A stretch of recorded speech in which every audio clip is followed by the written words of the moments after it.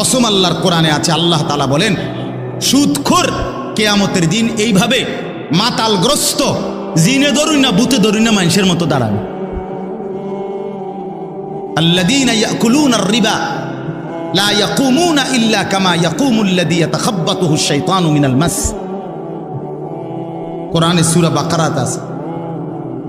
আল্লাহ তাআলা বলেন সুদখোরের পরিণতি হবে, সে দাঁড়াবে এই অবস্থায় যেন শয়তান জিন দুষ্ট কিছু তার উপরে আসর করছে, এরকম মাতালের মতো, মাতালের মতো।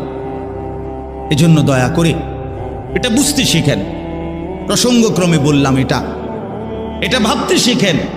কেন আপনি হারাম রোজগার করবেন? কেন আপনি হারামের রাস্তায় যাবেন?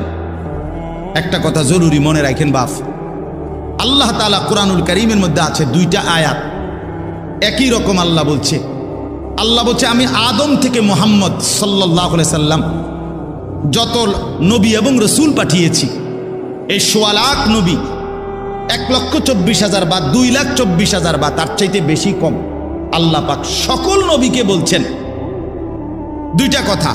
এক, তোমরা হালাল খাও, অতঃপর আমি আল্লাহর বন্দেগী করো।